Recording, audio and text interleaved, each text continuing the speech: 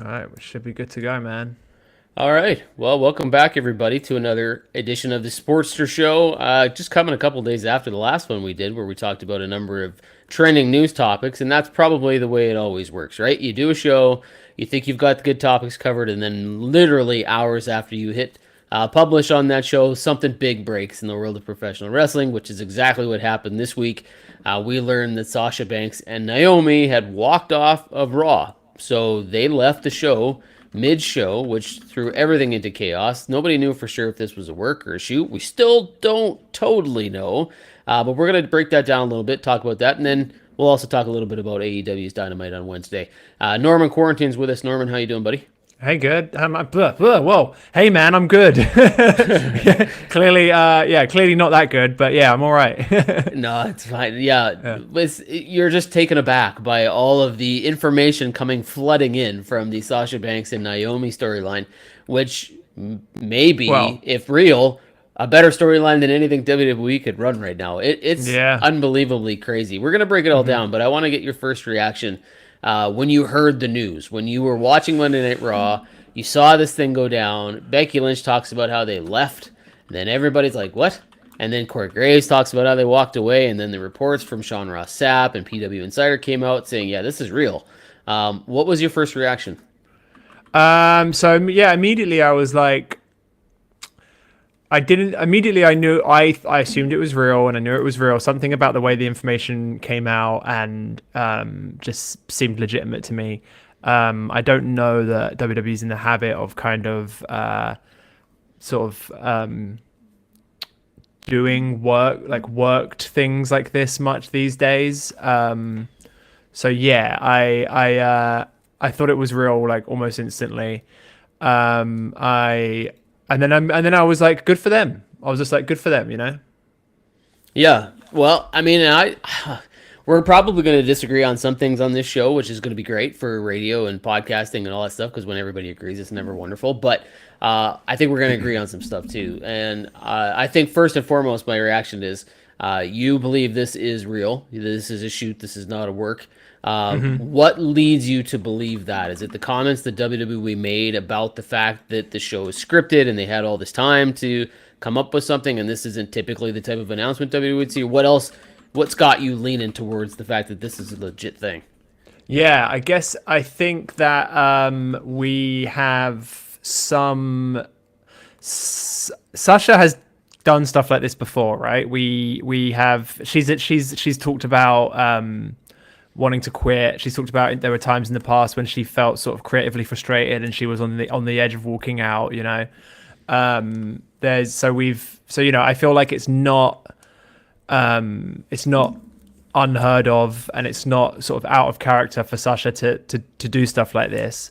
And then on top of that, I think they were Sasha and Naomi weren't really being booked that well. I mean, I think when they won those titles, I think there was some sort of hope among themselves and among fans. And Sasha and Naomi have very, very loyal fan bases, as they should. They're both, very, very talented, charismatic performers. They've got very loyal fan bases, and when they won those titles, there was a lot of hope and energy in the air. And I think people were like, okay, so these two strong, powerful black female wrestlers are now being spotlighted in a way that they deserve, and in a way that in a way that's hopefully they're going to start being utilized to their full potential as a tag team. And that didn't really happen. Right after that, we saw them competing in like singles matches, losing singles matches. You know what I mean? Like they never really got any momentum behind them via booking. They were doing their part, but the creative wasn't doing its part. And so yeah, it's not hard for me to imagine them being so frustrated that they walked out. Okay, I mean that's fair. We'll talk a little bit about what the consequences of this might be in a second, but let's break it down. I can't imagine there's too many people watching or listening to this that don't know exactly what happened, but let's break it down real quick to unfold what went down on Monday. What we're hearing now. Keep in mind everything that we're talking about here is a rumor. We don't have any definitive stuff. even the statement that WWE made is only coming from WWE, so we don't really know both sides of this equation. Sasha Banks, Naomi, none of them have talked. Nobody's come out and released a public statement, so we don't know their side yet. But here's what we've learned and what we've seen reported and we think is accurate. So on Monday, Sasha Banks, Naomi showed up for Monday Night Raw. We're given the script about what was going to happen in the six-pack challenge. And sometime in the middle of that day, didn't like it. They talked to the producers. They said, there's got to be a better way to do this. Producers weren't very responsive. They weren't changing anything. They tried to talk with Vince McMahon. Apparently, they had a very quick chat, but by the time they really figured out whether or not this was going to be something that WWE was pushing ahead with, Vince was in the middle of doing Raw and getting ready for the show. They weren't going to get a chance to talk to Vince McMahon. The producers weren't budging. Sasha Banks and Naomi were part of the six-pack challenge, but the rumor is that Naomi was scheduled to win. She would maybe pin Sasha, but we'd heard other things like maybe she would pin Nikki ASH, and she would then move on to Hell in a Cell to face Bianca Belair. Meanwhile, Sasha Banks would move on to face Ronda Rousey and lose. Both those people would lose and would not be defending their WWE Tag Team titles at any point between now and Hell in a Cell. So they didn't get a chance to talk to Vince. They weren't very happy. They didn't want to do the match, so they walked into John Laurinaitis' office with their bags packed, with the belts on the title or the desk, and left. And so the big kerfuffle here is that they walked out in the middle of the show, which WWE has said they advertised the match, but they kind of didn't really, but they did announce it at the beginning of the show, which I suppose now leads us to believe that Banks and Naomi took off after that. They then had to change the main event, made it a singles match with Becky Lynch, and Asuka wins. Asuka's now going on to face Bianca Belair at Hell in a Cell. So the repercussions here are that Banks and Naomi bailed in the middle of a show, which everybody knows you don't do. It doesn't sit well. The last people to do it are like people like Steve Austin. He was suspended and fined hundreds of thousands of dollars, and he's come back and said, I wish I hadn't done it that way. So this is what we're hearing.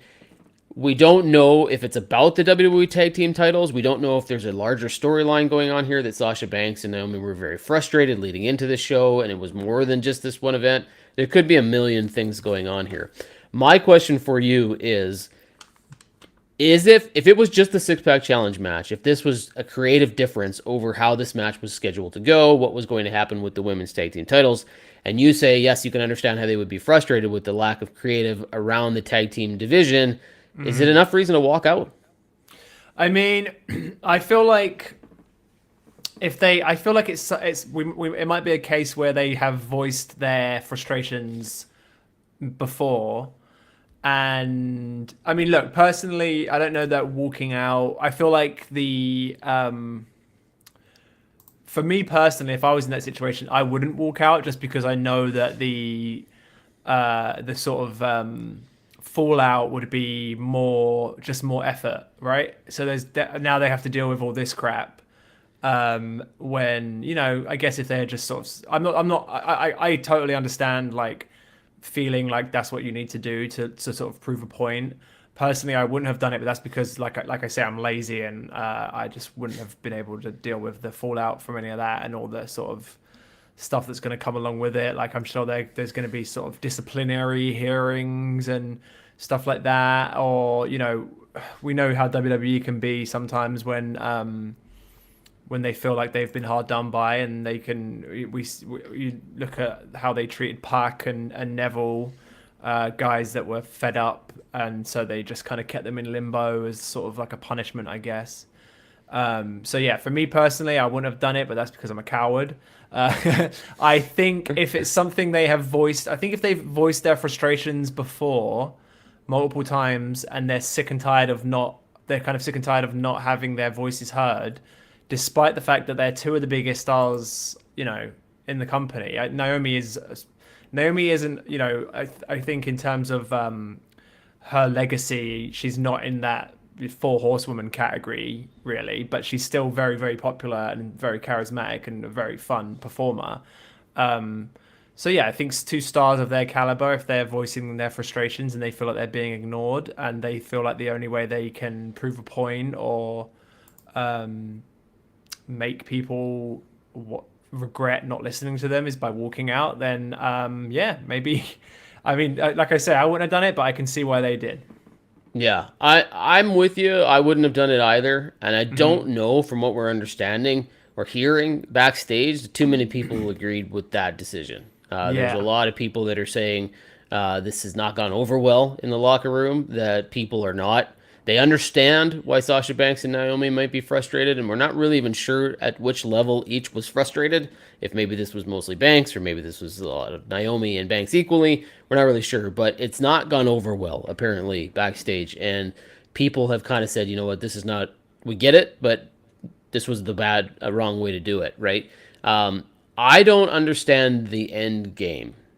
Mm. Now, it depends on what's going on in their head, right? Like, if Hmm. Sasha Banks is done with wrestling and she's thinking, okay, I'm just going to go do movies. I'm a big enough star at this point that I don't necessarily need this anymore. And she mentioned on the Broken Skull sessions with Steve Austin that she feels like she's at a point in her career where she no longer has to just be grateful she's there, right? Mm. That she is now in a situation where she feels like she's earned it. She's worked really hard. She is now looking out for herself, and she's going to do some of the things that she really wants to do to further her career in other ways. So it wouldn't shock me at all if Sasha Banks, one, was very emotional about her passion for the tag team titles and wanted creative. Wouldn't shock me at all if she can be like this, that this is just a way that she operates.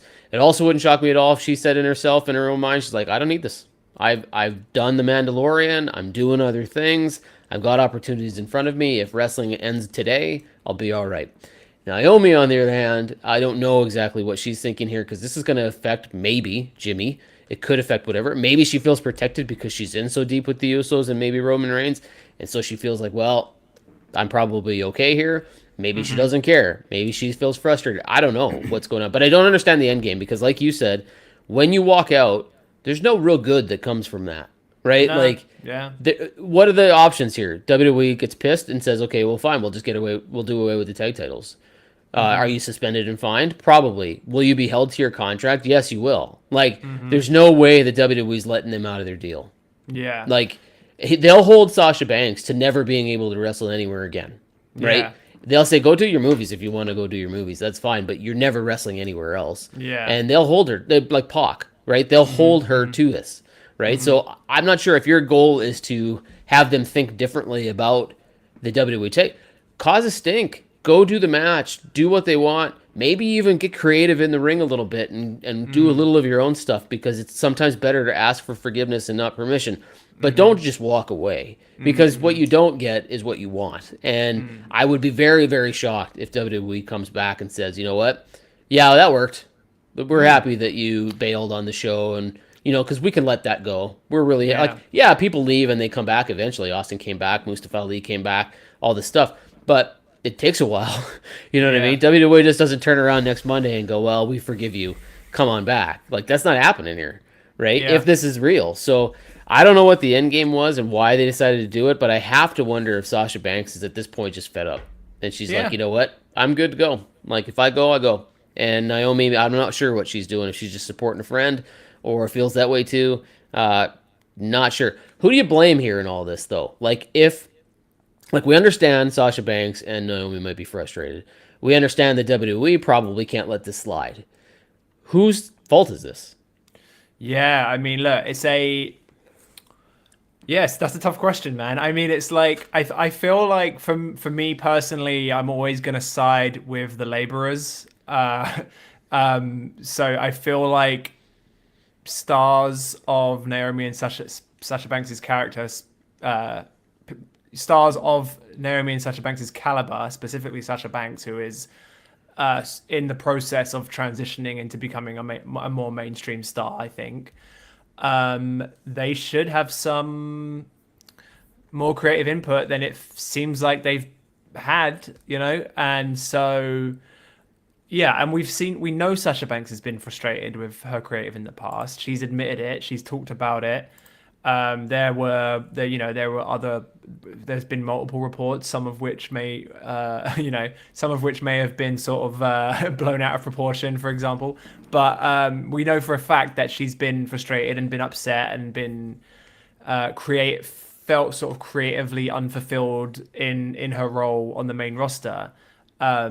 So for it to still be happening and for there to have been no it seems like WWE hasn't really been willing to meet her in the middle, despite the fact that she's managed to, book Disney gigs in the meantime.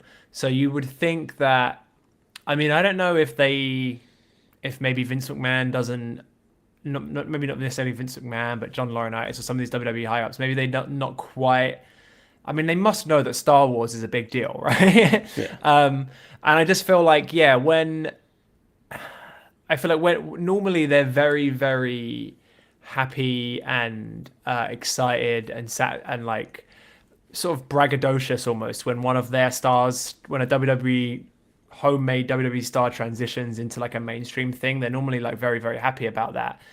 I feel like they haven't. I don't really recall. I'm sure they did, but I don't remember them mentioning the Mandalorian all that much on TV when Sasha was on the show.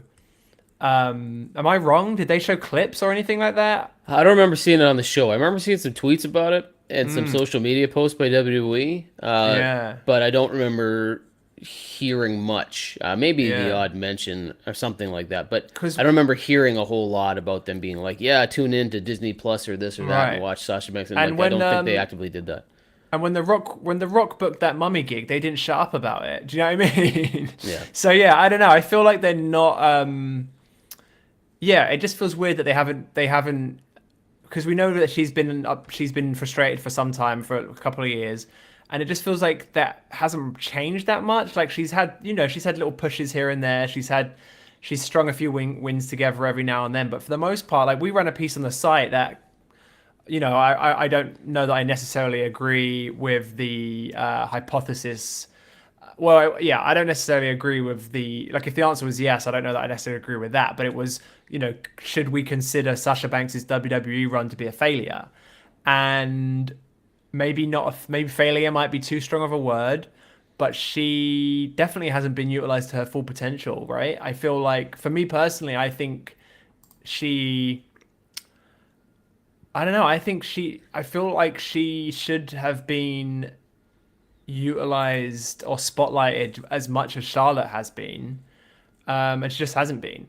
And I bet she's mad. I know she's right to be upset about that. And so yeah, I guess for WWE to not have met her in the middle at any point, that's So that's what it's easy to see why she's frustrated. And I guess for me, like I said, I'm always going to side with the laborers. I feel like WWE should have made more of an effort to keep two of their biggest black female stars happy, and it should have been more of a collaborative process. I'm with you on the collaboration part of things, but I disagree, and this isn't probably going to go over well with people who are watching this and listening to this, but I actually agree with WWE here. Like, I have some experience as an independent contractor, and I don't know the details of their contracts. I don't know what they've agreed to do, but what I've heard many times is that creative control is not part of it, right? There is no situation Yeah. in WWE, and if there is, it's super rare. And maybe there's an unwritten rule between WWE and some of the bigger guys, Brock Lesnar, The Rock, Roman Reigns, things like that, where there is some creative input that they are expecting both sides to have. But for the most part, people who are independently contracted by WWE are not in control of their creative.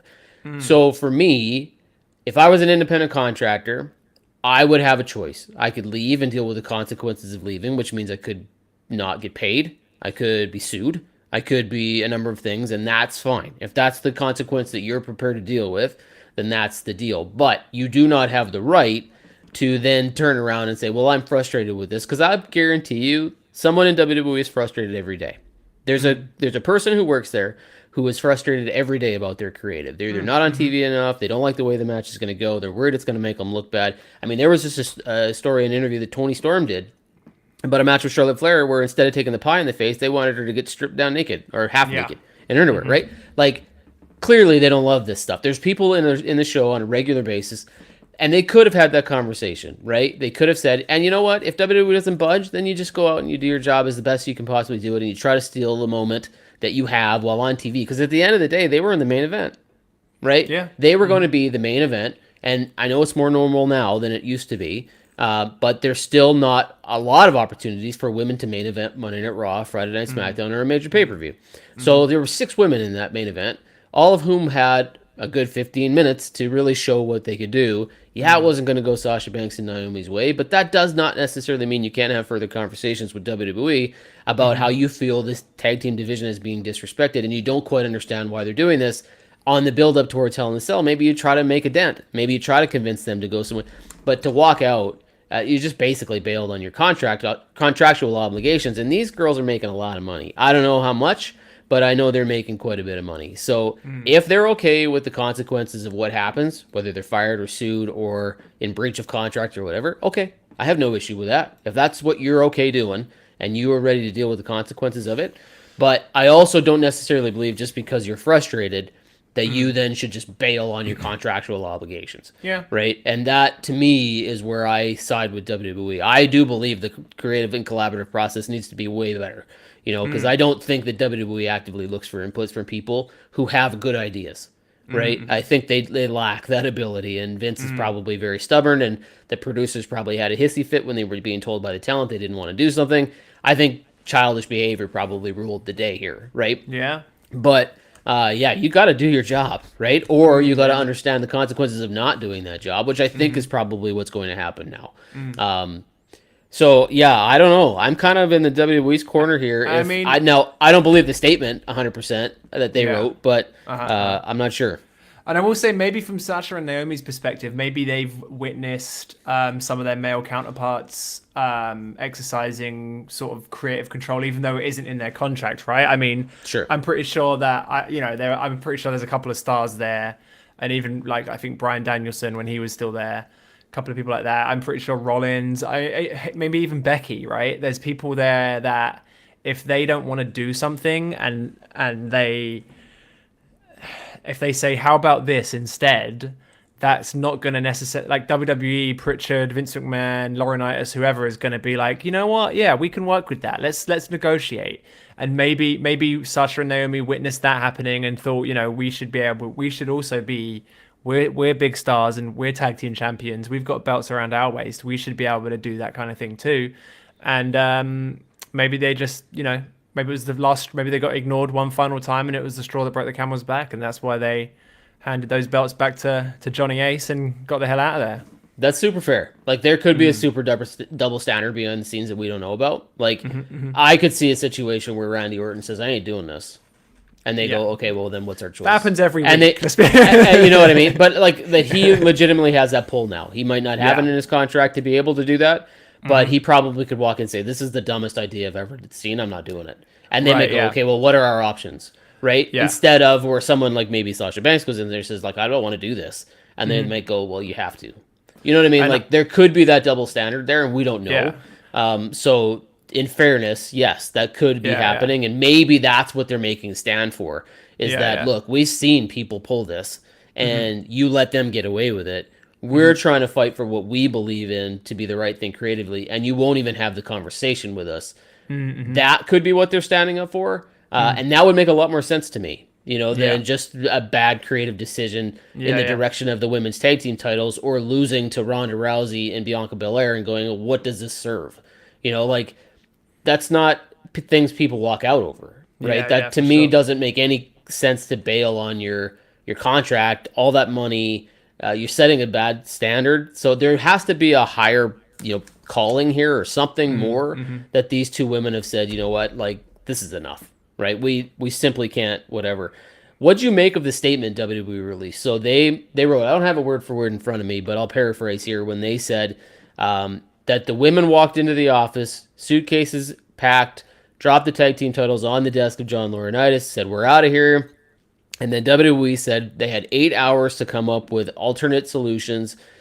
They chose to not work with two of the women in the match, were uncomfortable doing so, and then left, unprofessionally took off. And then WWE goes on to say this is a scripted program that is entertainment value, and they felt bad for the fans because they'd advertised a match that they could not deliver on, and that might be the biggest issue that they have here. Is that they promised something to the fans that they could not deliver, and that's why they're so pissed at them. So, what did you make of that statement? One, it's a strange statement. Two, they completely outed themselves. Not that they're hiding it anymore. as a completely scripted program where the wrestlers are in on all the finishes. Now we all know it, but they rarely say it. Yeah. I mean, so here's the thing, right? You said they didn't that match wasn't announced until the show began. So barely, I don't think anyone there had bought a ticket to see that match, right? No, for so sure. I'm sure I don't think people were that upset. I'm sure maybe there were maybe a few people in the arena that were like, "Oh, I thought we were going to see a six-pack chat. I thought we were going to see six female superstars, and now we're only going to see two or whatever, right?" But yeah, I mean, it was good PR, a good PR move on their part. It was efficient, swift, something that you would expect from a billion-dollar company to be able to sort of get a PR statement, do some PR damage control moments after the event occurred. Yeah, I mean, I'm surprised we haven't really heard anything from Sasha and Naomi yet, right? So yeah, it'll be interesting to hear what they have to say if and when they have to say it. Yeah, I'm looking on YouTube right now. We got a couple comments about people. Ozzy says she did a good job on The Mandalorian. Did she want more money? I don't think it has anything to do with the money. Jimmy the Sweet says, I heard the reason we got the tribal chief is because Roman refused to go with what creative had for him. So there's a guy who might have that kind of pull, and we're sure he probably does. And he also says, I feel there's definitely a double standard. Roman refused to return to work due to COVID, well within his rights, but he breached his contract in doing so. Wouldn't you agree? There are circumstances that I would say. I was listening to a podcast the other day where Brian James, Road Dogg, was asked to do a job with Billy Gunn to Kane, and in the middle of the show, he found out his wife was having a personal health issue, some sort of really bad emergency, and he told WWE, he's like, I ain't doing the match, I gotta go. And they said, well, no, finish the match, and then we'll go. And he threw the belt at them and said, I'm out of here. And they found him, got him a first-class ticket, sent him home to take care of his wife. Then they brought him back. So there are situations where you have the right to go, yeah, screw this. Like, there's nothing more important than my family. There's nothing more important than my health. There's nothing more important. Sorry, your show can go to hell. Like, there's just there are situations where a breach of contract, even if you were to go to court over it, would probably be like, the judge would be like, yeah, I get it. Like, yeah, 100%. This we know that Roman has had leukemia. Right. So if you felt unsafe and the work environment was not there to protect you and you didn't want to be a part of that, you probably would have a legal cause to get out of that independent contract and you wouldn't have to worry so much. This is not one of those cases. But yeah, like it's really interesting. I don't know, the statement itself, I agree with you. I think WWE is probably trying to get out ahead of this thing, and they're trying to change the narrative. I don't know if we're going to hear from Sasha Banks and Naomi. Maybe they've decided that it's best to let this go.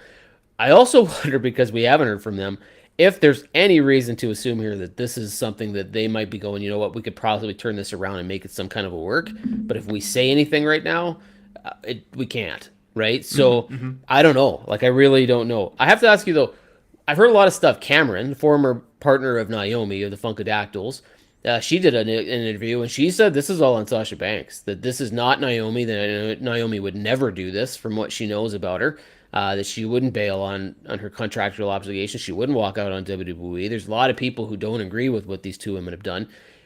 Do you believe this is a Sasha Banks initiated thing? Do you think this is both of them sticking together and saying, no, I'm comfortable with this? Like, do we know enough at this point to pick one way or the other? I 100% believe that it was that Sasha led the way in that respect, because like I said, we've heard Sasha vent her frustrations about creative publicly in the past. We've heard her talk about how she's been close to walking out multiple times. We know, so this is not out of character for Sasha Banks. I don't mean that in a bad way, right? I think she's right to feel frustrated. Naomi, on the other hand, we've seen Naomi on Total Divas. We've seen her go and sort of grovel to what's his name? What's that guy's name? I can't remember his name. Carano, there we go. We've seen her go grovel to Carano and asking, apologize for, doing what, or asking to do something with the belt or whatever, which I'm sure there was a scripted element to that. It's a reality TV show after all. But I feel like Naomi is, I think she might be a little bit more of a company woman, or at least was. She's been with them for a long time. Whereas I feel like Sasha generally is a little bit more of a rebel, a little bit more of a rogue, and feels like she. Yeah, I mean, I don't think Naomi does something like that by herself, but Sasha, I think, would. So there we go. I do wonder if Sasha Banks is considered, if this is legit, if she's walked out and there's not a real good reason to do so, if she's considered what this will look like. This is now kind of the second time. The first time she's felt like she needed a break because she was going to have like a nervous breakdown and she was just really stressed out. She needed to step away and she did that. They let her do that. They gave her more time off. She came back. She seemed really happy. She was posting a million tweets about Vince McMahon and how great he was and thanking him all the time and blah, blah, blah. So clearly something fell apart there. But this is not twice that she's left. And I have to wonder if I'm the producers of something like The Mandalorian and WWE is putting this out there and going, hey, she's got a tendency to do this. Do they care? Like, do they go, okay, because let's put the shoe on the other foot, right? You're Sasha Banks, you leave WWE, you don't like the way that your match is scripted, so you bail. What happens if her character's killed off in The Mandalorian?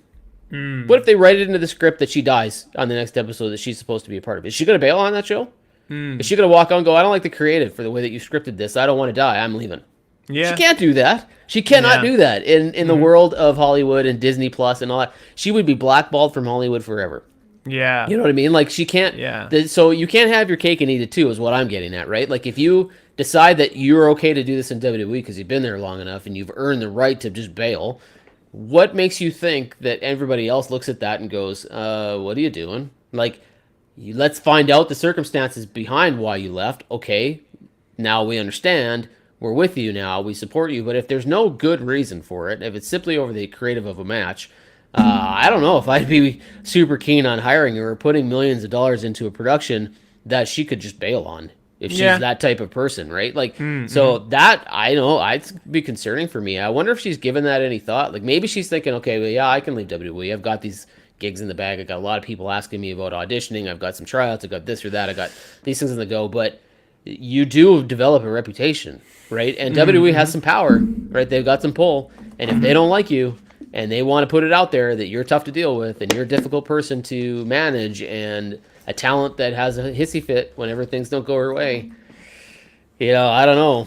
Well, no, what I will say is that didn't exactly hinder Kevin Nash's Hollywood career, or did it? I don't. So yeah. No, I get it. Like, there's a lot of people. I mean, even Dave Bautista, right? Like, he's a guy who just was willing to bail on the Guardians of the Galaxy movies because the director wasn't there, right? And eventually he came back. He's doing the other movie, and away you go. Everybody has creative differences, but Bautista has said multiple times when he does that, he's like, I'm prepared to be gone.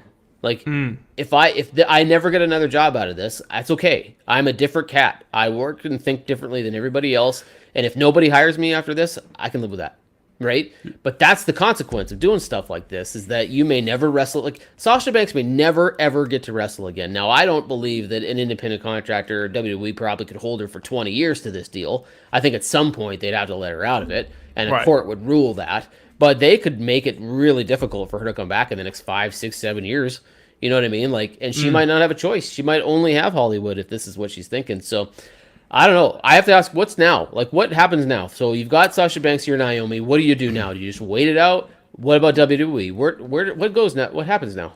Yeah, I think we're going to see some disciplinary proceedings, perhaps some sort of fine, maybe a suspension for the pair of them.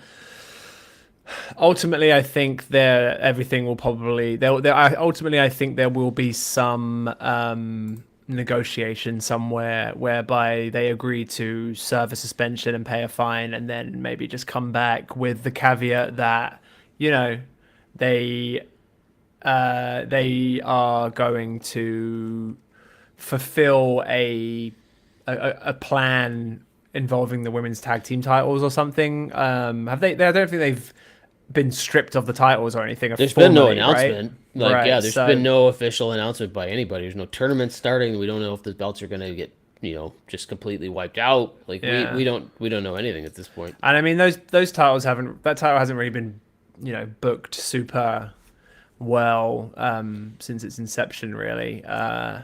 So yeah, I feel like I mean, I guess that's what could happen. I don't foresee either of them being fired, particularly as you said. Naomi is she's in with the right crowd there, being married to an Uso. So yeah, so I don't think, and also they're just two big stars. That's money on the table, right? If you sack them off or you don't book them, that's money on the table. So yeah, I feel like I feel like they're probably going to take. We won't. I don't think we'll see them for a couple months, but I think everything will just sort of reset back to normal. Maybe they'll just get a little smack on the wrist or whatever. But yeah. I wouldn't fire them. I don't know why you would fire them. Like, one, you can suspend them without pay because they bailed. So you can sit out and not have to pay them. There's not like a guaranteed contract where they're paid when they don't work. WWE has clearly shown that when you bail on your contract, they will extend time to the end of your deal. They've done it with people in the past. They can do that with these two. So there's no reason. Plus, if you fire them, you let them out of their contracts, they can go sign with AEW, which I'm sure AEW would be interested in. That's probably not what WWE wants. So I wouldn't fire them. There'd be no reason to do so. You just maybe wait them out. And what we know is WWE's machine keeps running no matter who leaves. Right? No matter who bails, no matter who balks, no matter what. Ultimate Warrior has held them up and been fired. Steve Austin left. People have Jeff just Jarrett. left. Yeah, right. Jeff Hardy got up in the middle of a match, walked out of the building. Yeah, You know what I mean? Like, this machine operates regardless of who decides not to come back. Yes, it would be huge if Roman Reigns decided tomorrow to retire, but WWE keeps chugging. Like, they're bigger than any one person, and they've proven they that haven't over got and over Cena and over. anymore, really, and they're doing fine. So Yeah, and every person that we've ever been like, oh my God, this is the face of the company, Hulk Hogan, John Cena, whenever they leave, WWE's fine, right? Like, and they know it, and there's no reason to fire these two. Do I think that they will eventually come back? Yes, something tells me because of how many people have come back to WWE before, there's no reason to think that these two won't. I do believe WWE will set an example of this, though. Like, I think that this is not something that they want to be known as, yes, you can get away with this. It's been long publicly talked about that this is not something you do. You don't just bail on a show. You don't leave the fans on the lurch, even if you advertise or didn't advertise. You just don't do it, right? And Vince will probably never budge on that. So I can't see him letting this slide, but that could just mean money in their pocketbooks or money out of their pockets. But it'll be very interesting to see where this goes. Do you think they can work this into a storyline, or do you think they'll even bother? You think they'll just dump the titles?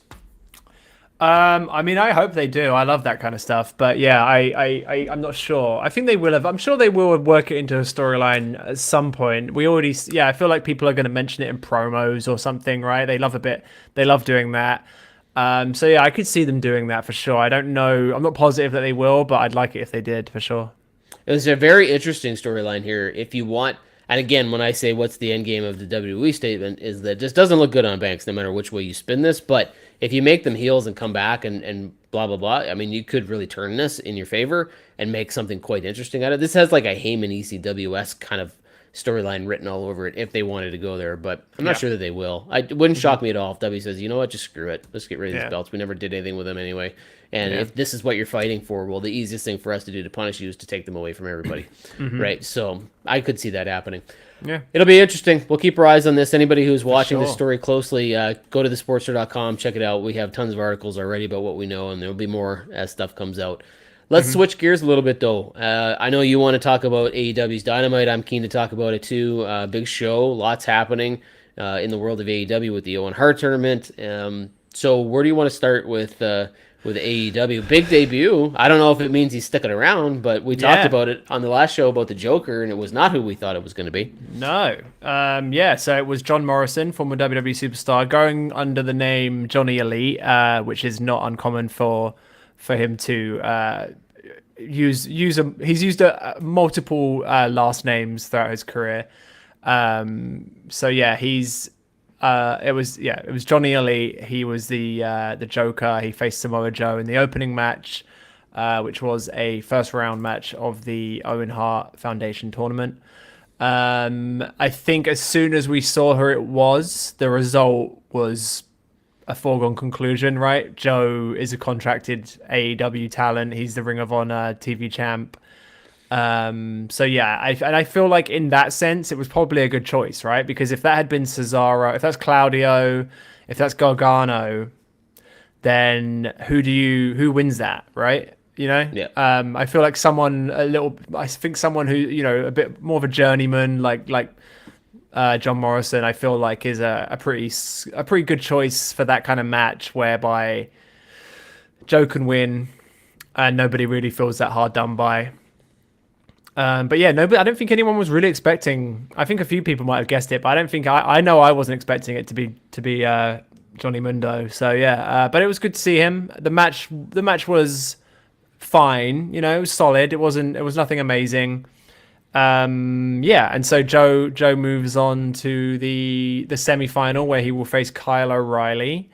And then in the final, Adam Cole's already made it to the final. Adam Cole beat Jeff Hardy in the main event.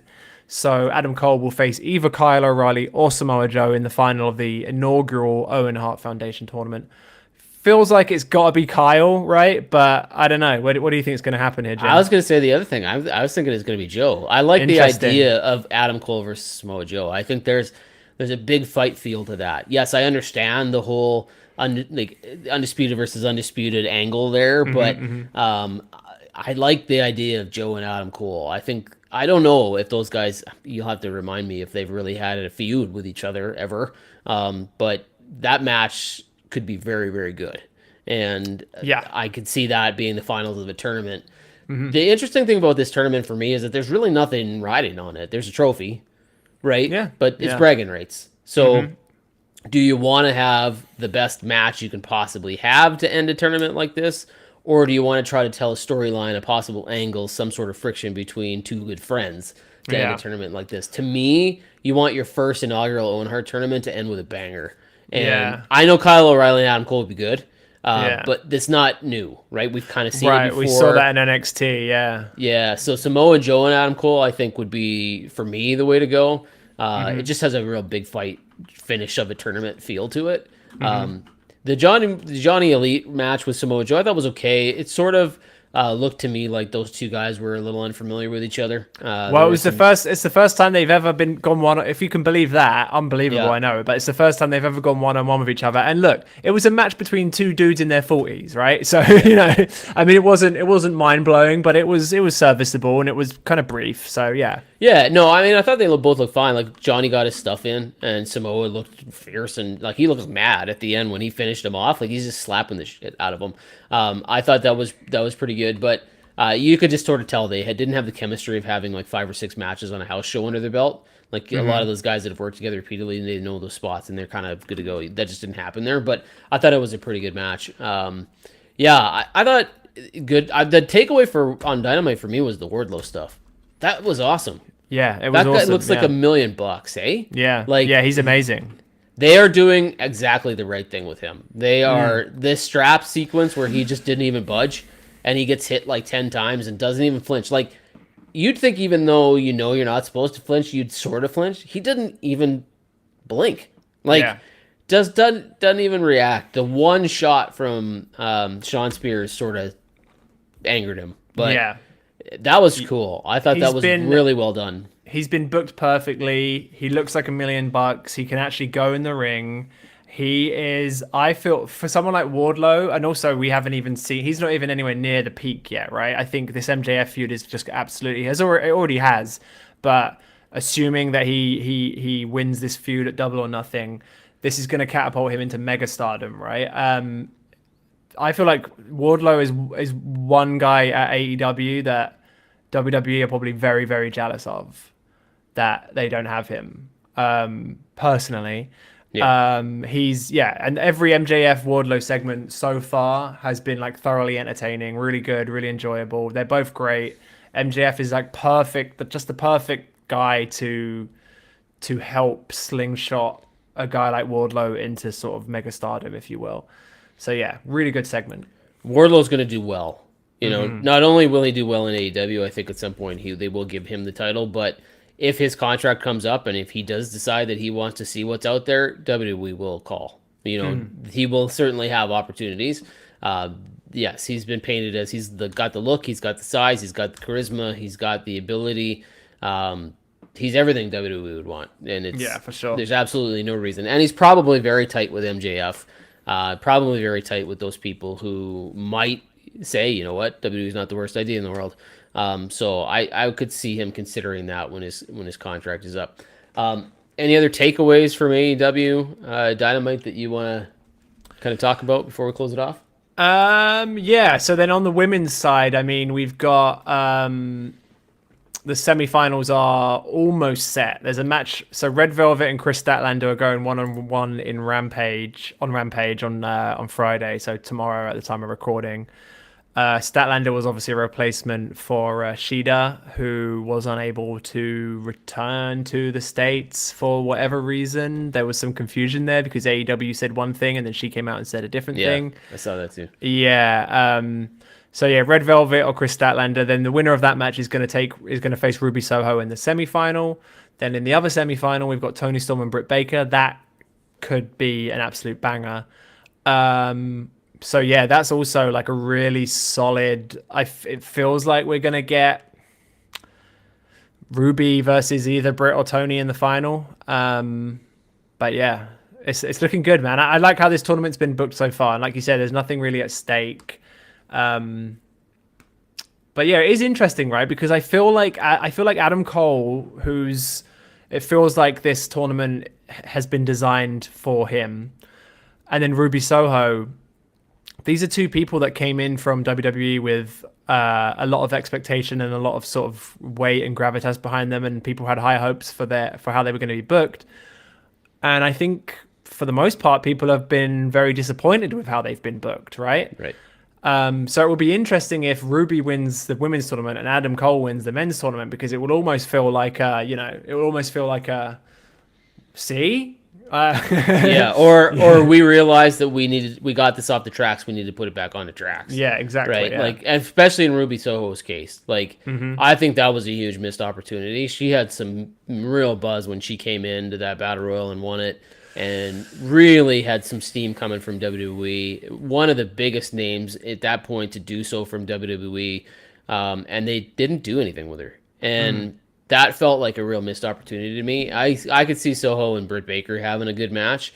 And if you let Soho go over on Britt Baker, which won't hurt Britt Baker at all, I think that's huge for Ruby Soho. So that's what I would do personally. But I'm with you. I think that these tournaments do feel as though it's like, oh, we got off the rails a little bit here. Let's see if we can get this back on the track and push these people in the right direction. Yeah. Yeah. I have to make this comment. Somebody said on YouTube here, Douglas says, what? But WWE could fire you on the spot and we say, okay, but someone that is standing up for their careers and the way they were getting booked, we try to knock. I just want to say, Douglas, don't mistake what we're talking about here for not saying that we do not side or feel sympathetic or empathetic for Sasha Banks and Naomi here. We absolutely are with them, and they probably feel super frustrated. We get it. We're not trying to say that they shouldn't have been frustrated or that they shouldn't have talked about it or stood up for what they believed in or had issues with the creative and the production and all that other stuff. What we're suggesting potentially, and I won't speak for Norm, he can say if he agrees or not, is that walking out might not have been the best move here, and that this is going to probably end up hurting them more than it helps them. While there's a long shot that they could have stood up for something and the way that things are approached going forward is changed, I don't see a history of that happening in WWE. That this is not something that they go, yeah, okay, well, we learned we should probably deal better with people moving forward. I think WWE just does what WWE's going to do. And Ruby Soho, or excuse me, and Sasha Banks and Naomi are probably going to feel the heat on this. And that's probably something they should have expected when they walked out. So, that's all I'm getting at. Yeah, and then also just to go back to something you said earlier about when we were talking about AEW, Jim, would you believe that Adam Cole and Samoa Joe have never shared a ring together? Not once. Really? Not even in a battle royale, not in a tag match, never. Not Ring of Honor or nothing like that? No, not at all. Really? Crazy, right? So so you might be right. That could be the final they're booking there. And AEW is fond of booking first time matches between guys that have been doing it for a long time. So, Yeah, that's the interesting thing about AEW is there are so many matches that we feel like because they pulled from so many independent companies that these matches have probably happened in the past that they haven't. And we're like, really? Like, yeah, the Darby Allin Jeff Hardy match, we all knew that hadn't happened yet, right? Because that's obvious. Darby Allin's pretty new. Jeff Hardy's been around forever. It's kind of the dream matchup. It's like, oh my God, these two guys are almost identical to each other. One's just 20 years ahead of the other. We understand that. And we're like, yeah, that'll be cool. But you don't think of Samoa Joe and Adam Cole of not having wrestled each other, right? Or even Samoa Joe and John Morrison. Like, I would have thought that they had been, so yeah. Well, they're so right. traveled, right? They've been so many places and worked for so many different promotions and been okay with not being in the WWE machine for so long that you'd think somewhere they would have probably squared off and some booker would have said, this is gold, right? Yeah. But yeah, interesting. And then before we sign off, I just want to say to viewers, I don't know what's going on with my camera today. I don't know why I'm so blurry, but I'm going to get a new camera soon, so I apologize and I appreciate your patience. Thank you. Yeah, no problem. We're like we said on the last show, there's always something. So far, we have not had a show yet that has been completely smooth. Everything seems to work okay, but we haven't quite nailed it yet, and we're working on it. We're finding the right combination to get this show out. Yeah, we're figuring it out. Every week it gets easier, so yeah. Yeah, no, we'll have it. We promise. We'll continue to do it until we get it all nailed down, and even have some graphics and some stuff around us to make it a little more eye appealing for people. But that'll do it for this week. We'll keep everybody up to speed on what's happening with Sasha Banks and Naomi in WWE. Obviously, watch Rampage. Lots going on here this week in wrestling. We've got the Double or Nothing right around the corner, and that should be very interesting. And WWE's working towards Hell in a Cell, and we'll see what happens there. Norman, thank you. I appreciate it. Fun conversation, even if it's not necessarily the most fun topic to be talking about, but it's an interesting story for sure. Yeah, for sure, man. Thanks for having me. All right, take care, guys, and we will see you on the next edition of the Sportster Show.